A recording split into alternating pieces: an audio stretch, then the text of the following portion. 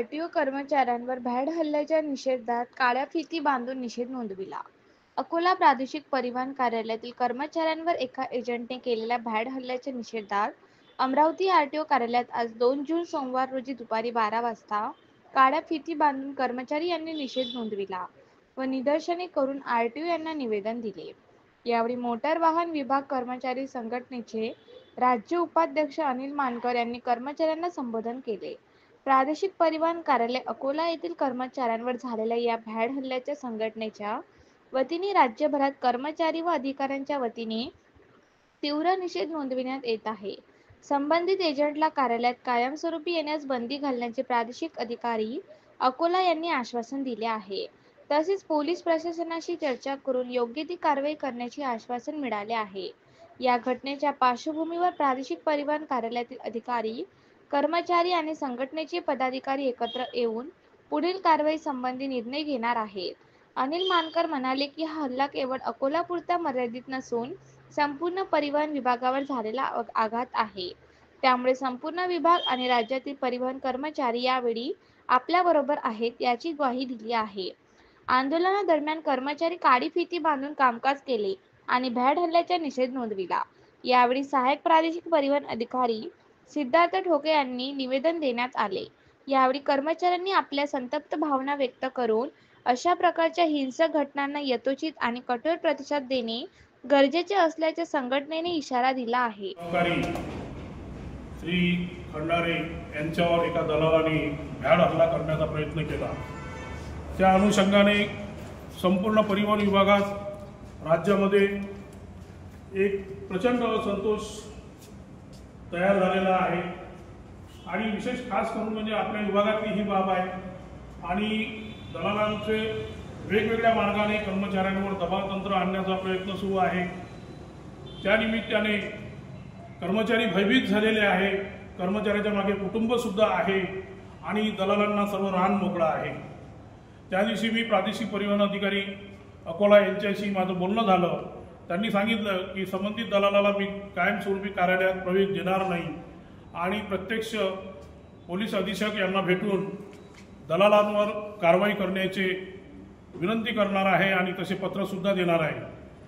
तर आपला FIR दाखल झाला आणि विशेष म्हणजे उल्लेखनीय बाब म्हणजे संपूर्ण राज्यातलं एक उदाहरण मी तुम्हाला सांगतो की त्या दिवशी जवळपास 10:30 ते 11 वाजेपर्यंत सर्व कर्मचारी व अधिकारी प्रामुख्याने पोलीस स्टेशनमध्ये हजर होते. दलालांवर गुन्हा दाखल होऊ नये म्हणून एका आमदाराने प्रचंड प्रमाणात पोलीस स्टेशनवर दबाव तंत्राचा उपयोग केला आणि इतके वेळ थांबूनही ते FIR दाखल करत नव्हते. त्यामध्ये जे अधिकारी होते त्यांनी सरळ सांगितलं की जर तुम्ही FIR दाखल करणार नसाल तर आम्ही पोलीस अधीक्षक साहेबांकडे जाऊ. त्यानंतर त्यांनी रात्री 10:30ला FIR दाखल केला. म्हणजे इतका दबाव तंत्र आपल्या कर्मचाऱ्यांवर साधे पोलीस सुद्धा आपल्याला सहकार्य करू शकत नाही किंवा तेही कुठल्या तरी प्रेशरमध्ये काम करतात हे लक्षात घेण्यासारखी बाब आहे. आणि ज्या दिवशी घटना घडली त्या दिवशी एक अधिकारी मोटर वाहन निरीक्षक, त्यांचं नाव माझ्या लक्षात नाही, त्यांचा वाढदिवस होता. त्यांनी तो वाढदिवस सुद्धा साजरा केला नाही. ही विशेष महत्वाची बाब आहे. त्यांनी सांगितले की पहिले FIR आणि आरोपीला अटक झाली पाहिजे तेव्हाच मी माझा वाढदिवस साजरा करेन. या अधिकारी आणि कर्मचाऱ्यांमध्ये एकजुटीची भावना निर्माण झालेली आहे. आज कर्मचाऱ्यांवर वेळ आहे, उद्या अधिकाऱ्यांवर वेळ येणार.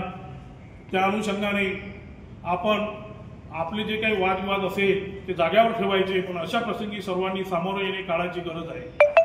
कारण चुकीच्या पद्धतीने काम करून घेण्याकरिता दलाल वेगवेगळ्या मार्गाने वेगवेगळ्या तंत्राने कुठल्या तरी दबावतंत्र वापरून आपल्यावर काम करून घेण्याचा प्रयत्न करीत आहे. प्रत्येक ठिकाणी राज्यामध्ये ही बाब आहे. तर आज झालेल्या घटनेचा आपल्याला निषेध नोंदवायचा आहे आणि काळ्या फिती लावून सर्वांनी दिवसभर काम करायचं आहे. आज काळ्या फिती कोणीही काढणार नाही. या कार्यालयाच्या गेटच्या बाहेर जाईपर्यंत किंवा घरी जाईपर्यंत घरी सुद्धा तुम्हाला विचारणा करण्यात आली पाहिजे का ही फीत कशाची आहे म्हणून. घरच्यांनाही हे कळायला पाहिजे की आज खंडारेवर झाला उद्या अन्य कोणावर होऊ शकते हे सुद्धा विसरू नये तुम्ही.